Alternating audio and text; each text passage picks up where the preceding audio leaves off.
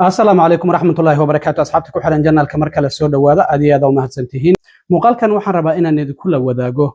جبر مدوة أو جبر صومالية ودي شيء كونتون دولار أو دينة وحلقوا جبر دا صومالي دا من يابلس أي أرنتا كدعدي سيديو دعدي وان إذن لو وذاقيا حدي على إدمه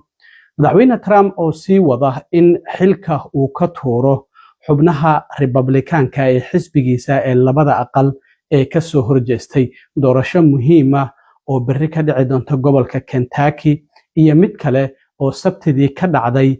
gobolka Louisiana oo Senator Trump ka soo horjeeday oo Trump meesha ka tuurayna waan idin la wadaagaya maxayse yihiin kuwa uu hadda u hanjabayo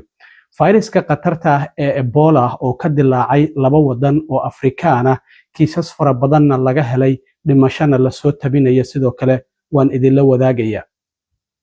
arrimaha Iran sidoo kale Mareykanka iyo Israa'iil waxay qorsheynayaan in duulaan kale ay ku qaadaan Iran laakiin Iran waxay leedahay wada hadaladii waa ay socdaan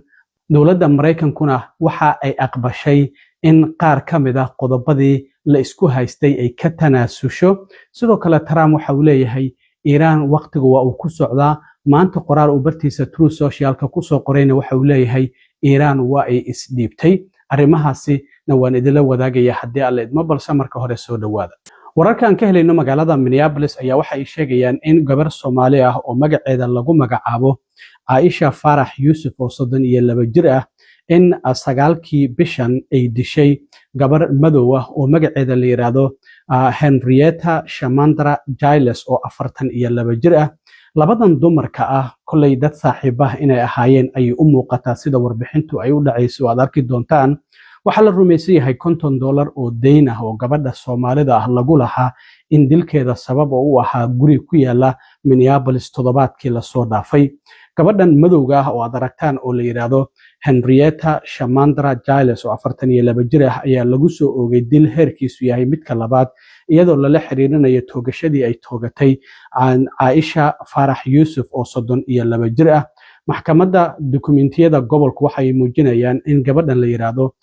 Giles oo gabadha Soomaalida hadishay gabadha Aisha dishay iyo laba nin oo marqaati ah in ay guri ku yaala Minneapolis sagaalkii bishan aynu ku jirnay ee May ay isugu tageen xilliga marka gudaha ay ku jireen ayaa waxa la leeyahay labada dumarka waxa ay ku murmayeen lacag $50 ah oo deyna sida la leeyahay gabadhan madowda ayaa ku lahayd gabadha Soomaalida ah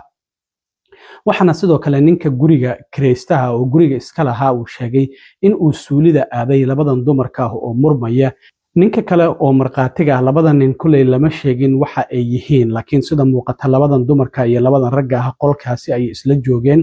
ninkii labaad oo qolka ku haray marka laga reebo midka suulida aaday ayaa waxa uu arkay in Giles ay aaday qolka jiifka isla markaana iyadoo qori wadata ama bastoolad wadata ay la soo laabatay kadibna apartmentiga ninkii iska lahaa ayaa waxa uu sheegay in uu maqlay ninkii kale oo ku qaylinaya Hershey waana neesta loogu yeerayay gabadhan madowda ah maxaad sameynaysaa kadibna waxa ka dambeysay risaas ayaan maqlay ayuu leeyahay marqaatiga labaadna waxa uu sheegay inuu isku dayay inuu joojiyo gabadhan la yiraahdo Giles isla markaana waxa ay toogatay dhowr xabadood ay ku dhufatay iyadoo bastooladeeda isticmaalaysa gabadhii Soomaalida ahayd ee Aisha labada ninna guriga ayay orod uga soo baxeen kiyagoo waliba daba socday la leeyahay gabadhan la yiraahdo Giles kadibna baarayaasha ayaa waxay yimideen goobtii dilku uu ka dhacay marka ay la hadleen ciidamadana marqaatiyaashii waxa ay sheegeen in gabadhaasi la yiraahdo Giles ay ku hanjabtay in ay sidoo kalena dilaysa iyaga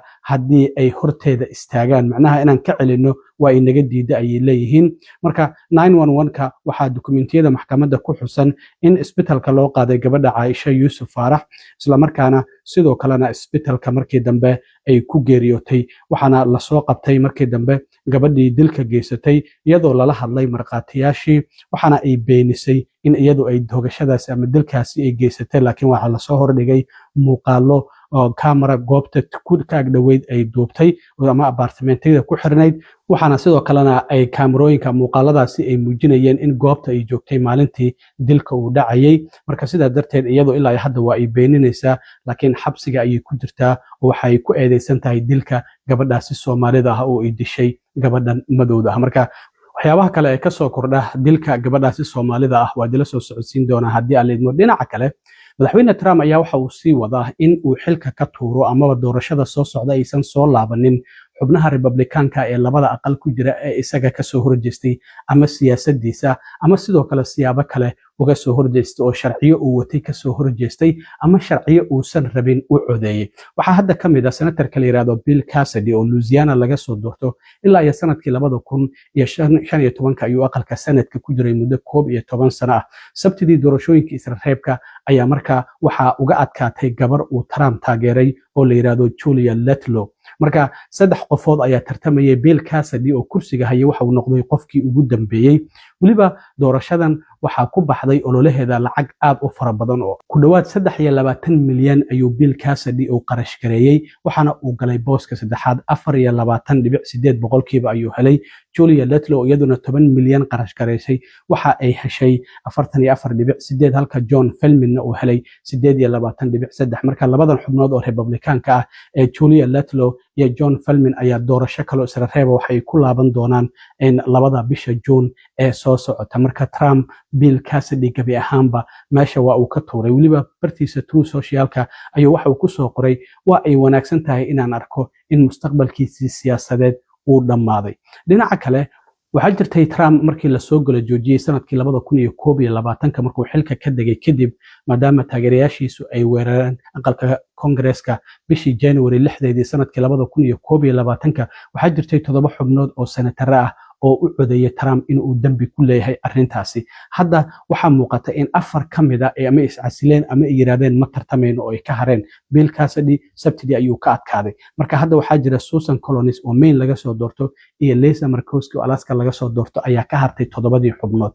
5 kamida Trump waa uu ka adkaaday dhinaca aqalka wakiilada 10 xubnood ayaa u codeysay Trump inuu dambi ku leeyahay markii la soo galo joojiyay hadda 9 kamida ama waa iscasileen ama wax yiraahdeen ma tartamayno hal xubin oo Republicana ayaa marka hadda soo haray waxaa jirta maalinta bari ah gobolka Kentucky doorasho muhiim ah ayaa ka dhici doonta aan xildhibaan Thomas Massie oo Trump si aad uga soo horjeestay sharcigiisa The Big Beautiful Bill kana ka soo horjeestay xubnihii u ololeeyay Epstein Filesna in la soo bandhigo ka dambeeyay ayaa Trump hadda waxa uu doonayaa inuu kursiga ka tuuro doorashada bari Kentucky ka dhacaysa waxa la tartamaya Ed Gallagher oo Trump uu taageeray sida aragtaan aqalka cadba ugu tagay oo sawirkan uu la galay marka waxa uu leeyahay hadda Thomas Massie waa aan soo bixi karaa marka doorashadaasina bari ay dhacaysaa waan arkaynaa waxyaabaha ka soo kordha sidoo kalena waxaa jirta in Trump uu u hanjabay xildhibaanada kale ee Republicaanka ee laga soo doorto gobolka Colorado ee Lauren Boebert sababta maxay tahay waxa ay u ololeysay Thomas Massie oo Trump ka soo horjeeda sida darteed waxa uu yiri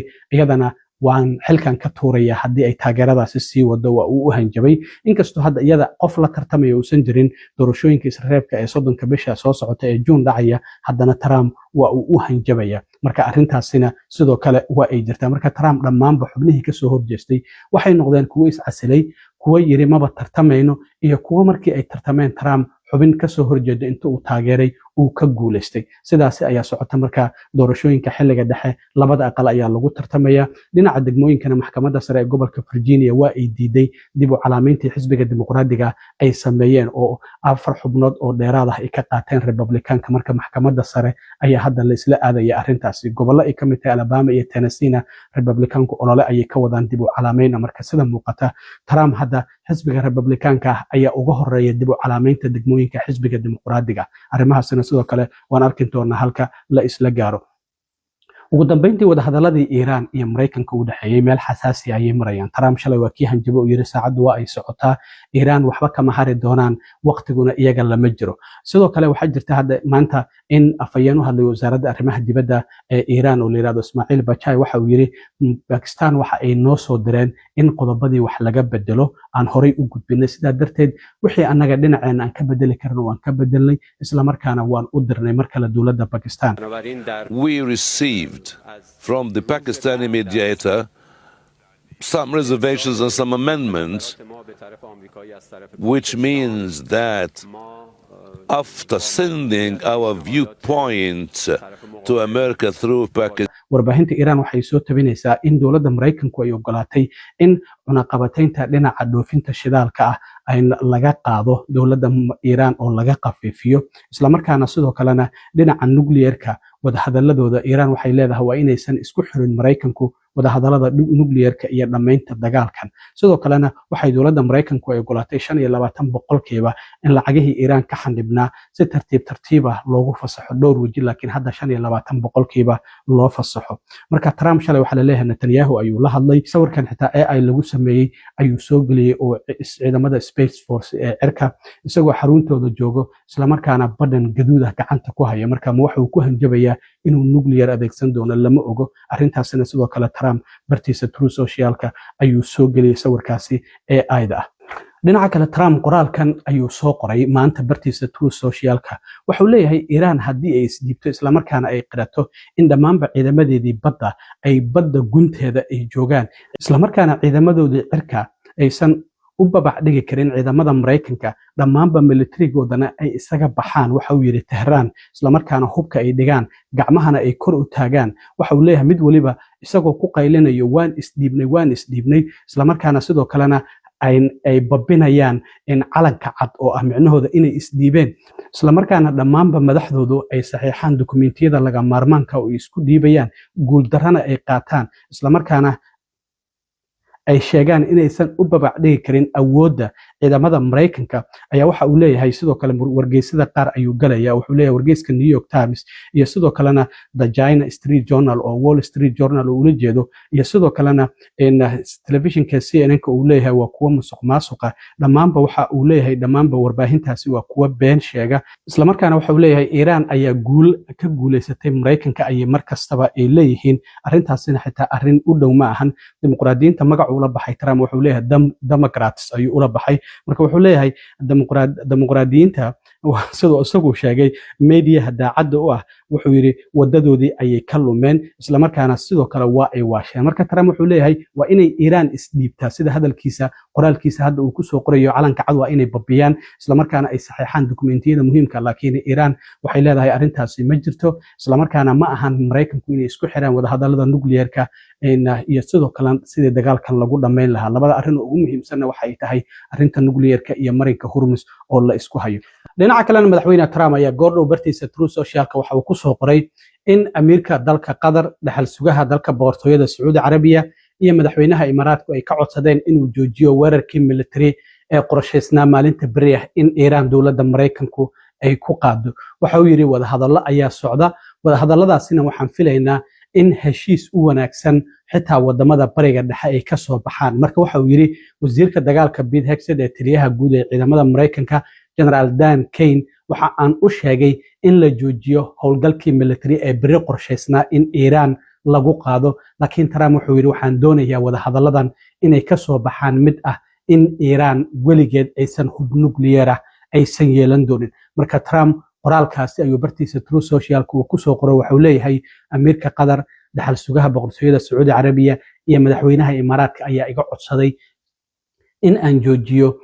weerarkii military ee qorshaysnaa maalinta beri ah inaan ku qaado wadanka Iiraan marka arrintaasina wadahadallo serious ayaa socda ayuu leeyahay oo natiijana la filayo in heshiis la gaaro oo heshiis uu ka soo baxo marka xaaladahaasina halka ay ku dhamaadaan waan arki doonaa ugu dambeyntii fariskii qatarta ah ee Ebola ee dilaaga ah ayaa waxa uu ka dilaacay laba wadan oo Afrikaan ah waa Democratic Republic of Congo oo hadda la leeyahay ilaa iyo waxa laga helay 300 iyo waliba 36 kees 88 qof waa ay dhinteen laakiin kiisaska la xaqiijiyay waxay leeyihiin ilaa hadda waa 10 Uganda sidoo kale 2 kiis ayaa laga helay hal qofna waa uu u geeriyooday hay'adda caafimaadka adduunka WHO na waxay ku dhawaaqday xaalad caafimaad oo degdeg ah in taxadir la muujiyo waxaan ognahay hay'adda caafimaadka adduunka WHO sanadkii 2021 waxay ku dhawaaqeen viruskii H1N1 oo waliba dhinaca hargabka qatarta ahaa 2014 2016 waxay ku dhawaaqeen West Africa inuu Ebola ka dilaacay 2015 Zika virus ay ku dhawaaqeen halka 2020 COVID-19 ay ku dhawaaqeen marka viruskaasi waa qatar hadda labadaasi wadan ee Uganda iyo Democratic Republic of Congo ayaa laga soo sheegaya dowladda Mareykanku waxay tiri ma jirto qatar shacabka Mareykanku ay hadda ka walwalaan aad iyo aad u mahadsantiin asxaabta intaan mar kale kulmi doono nabadgelyo